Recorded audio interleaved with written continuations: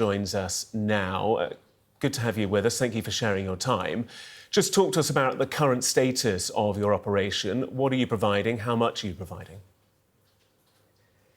First of all, it's working. So there's a lot of information that you just shared that I would emphatically contest. I mean, this is not very different from what we've seen across this war, where every time there's a casualty in the Gaza Strip, information comes from the Gaza Health Ministry. Everyone's considered a civilian. This is an active war. Over the last month, we've delivered. Soon it'll be 50 million food for 50 million meals across the Gaza Strip. And by the way, it's not just one active war. It was two active wars. Half of this time, our organization has been operating during the Iran-Israel conflict. We have persisted. Not a single truck has been diverted. We're in reasonable proximity to about 1 million of the Gazas in the Strip, and I think the U.S. Endorsement of the effort is Exhibit A, that is actually working despite a disinformation campaign, that is very, very deliberate. Meant to shut down our efforts. And I'm sad to say on Sky News right now, I saw some of that disinformation. You're here. You have the opportunity to say what the disinformation was. I would encourage you to call it out if it is there, although I'm sure we can push back on that. But what are you saying is disinformation? Yeah, I mean, we're not contesting at all that there have been casualties in the Gaza Strip. I mean, there's no ceasefire now. Okay, this is an active conflict. I think people that may not understand, as clearly what it means to operate a humanitarian operation on this scale in an environment this complex in a piece of land as small as the Gaza Strip may not appreciate that almost anything that happens in the Gaza Strip is gonna take place in proximity to something. And the sort of key piece of disinformation is, every single day, some figure comes out from the Gaza Health Ministry. It's normally, it's normally shared with a network like Al Jazeera, and then it sort of like goes around the world. Look, our mission is like really simple. We just want to feed Gazans. That's the only thing that we want to do. It's our focus. Yeah, this is an independent organization that is operating certainly with the blessing of the U.S. government, and it's achieving its aims. And what's ironic to me, Gareth, is that the United Nations and all these international organizations, while they have never boycotted Hamas, they continue to boycott our efforts, and we're saying the exact opposite. We're like extending a hand to them, saying, like, work with us. We've not got a huge amount of time, so I apologise if I kind of keep us kind of moving along slightly. I just want to show you this graphic, first of all. You talk about the United Nations, and you talk about the fact that there's this data coming from the Gaza Health Ministry. Well, the United Nations, as we can see, for its part, says that at least 410 people have been killed at the aid hubs over the course of their existence. So it's not just information coming from the Gaza Health Ministry. They provide different figures, but we do have information from the United Nations, which gives pretty concrete numbers, and numbers that I'm sure you would agree are too high.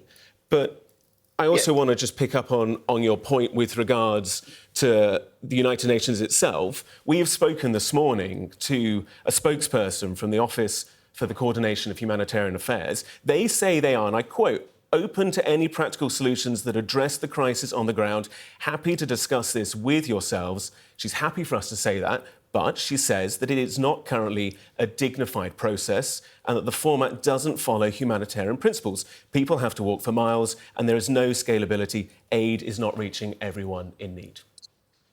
Gareth, I think one of the reasons why there's so much disinformation and why the United Nations can, and by the way, that I would contest the credibility of those figures. I mean, the difference between what happens when the IDF is involved in an incident, and we're not denying that there have been those incidents. There have been those incidents, but we're able to talk to the IDF. The IDF does an investigation. The IDF is a professionalized military.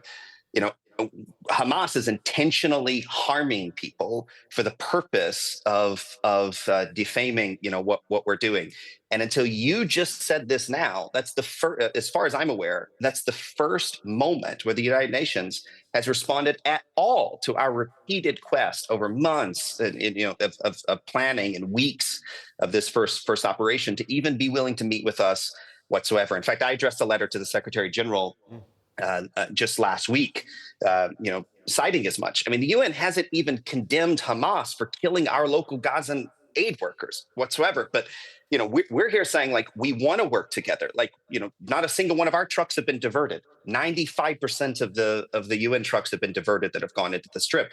We're not here to replace the UN. We're here to do the same thing, to feed Gazans. And we're open-minded. We want to work together. We want to do it in a meaningful way, but we're not going to play politics with people's lives. And I'm sorry, but that's what the United Nations is doing. Hopefully, based upon what you just said, that will change. We're ready to go anywhere in the world to speak with them, but we're not going to speak with them if it's an exercise in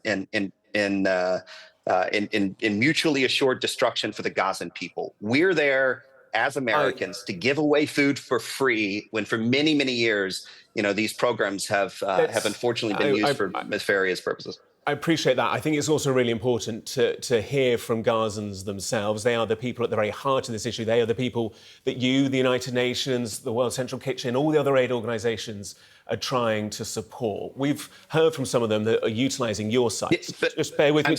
I'm sorry, Gareth. Whilst we'll take a listen. Just bear with me whilst we'll take a listen. Yeah.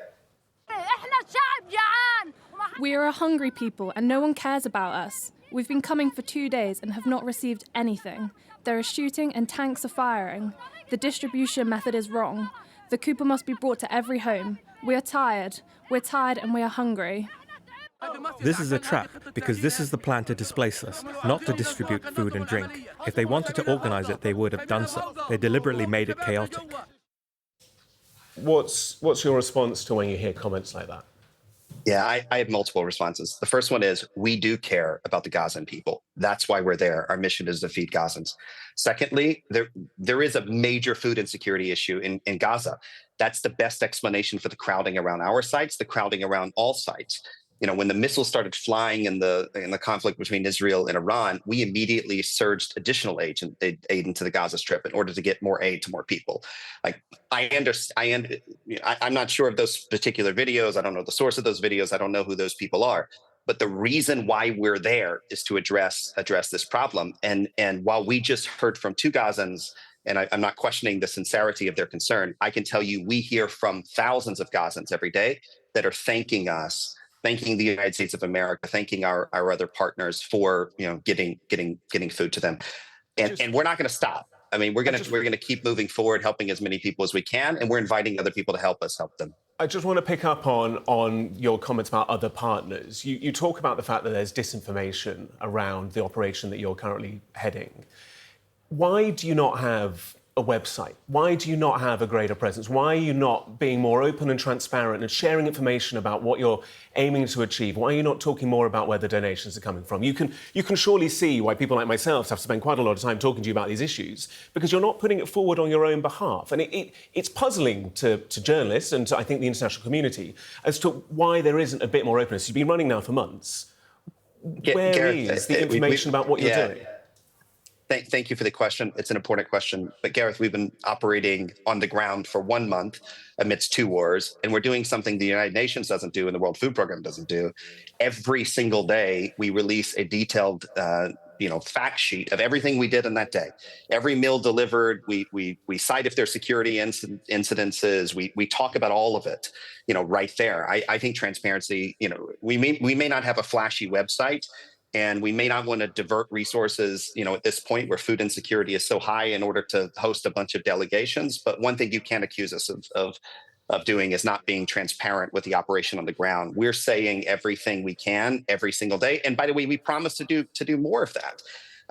One of the reasons why we haven't released some pieces of information is because of this, amazing opposition to any effort whatsoever to do this differently. And until about 6 months ago, maybe less. I mean, everyone believed, for different reasons, but everyone believed that the system in Gaza was broken. And what we're saying is there are two ways of doing this. There's one way of doing it where virtually every piece of aid that comes into the Gaza Strip is immediately taken by armed gangs, or by Hamas. Yes, sir. Hang on a second. With the greatest respect, there were 400 food distribution sites before October the 7th. There are now your 4 centres. That is not a like-for-like replacement. And with the greatest respect, you're speaking as an evangelical leader, as an author, as a consultant in a PR company that you founded. You're hearing from the people who have operated in Gaza for decades, and they're saying to you, this is not the best way to go about it. We've just heard from Gazans saying this is not the best way to go about it. How can you say to them, with all due respect, it sounds like to me that they're all wrong? No, I'm not saying they're wrong. I am saying that your characterization, perhaps of me, is, I mean, the inference of what you're just saying, is that, somehow I don't know what I'm talking about. I'm just saying that there are some very qualified voices. I'm probably the only evangelical I'm probably the only person like me that was in Damascus, Syria, 2 weeks ago, and immediately went from Damascus to Gaza the next day. Okay, I mean, this is and it's not just me. I mean, the people operating the operation on the ground, including the executive director, is a 30-year veteran of USAID and a lot of these other organizations. Our staff resumes cite all of these organizations that are largely, and I think for political reasons, going against our effort. I mean, this is, and there is and I agree with you, Gareth, that that one of the reasons why this effort is unjustifiably controversial is there aren't enough conversations happening. But you know what? It's a war. And there are two approaches. One approach is to go in and help people you can with what you have as quickly as possible, and that's what we're doing. The United States government recognizes it. Some European countries that still want to remain anonymous recognize it. And the fact of the matter is, more meals are getting into the Gaza Strip now. More food is getting. Yes. Johnnie Moore, I'm terribly sorry, we're a little tight on time. Just, you talk about more conversations. I'm just going to have to ask you then for a yes/no answer. United Nations spokesperson today saying they are open to conversations. Will you have that conversation? I wrote the Secretary General just a few days ago asking for a meeting. Of course. We're not the ones that are boycotting them. They're the ones that have boycotted us. Very, very happy to meet with them. We want to solve the same problem. We got one mission: feed Gaza, and we'd love to do it together. Reverend Johnnie Moore, Chief of the Gaza Humanitarian Foundation, thank you for your time. Thanks for having me.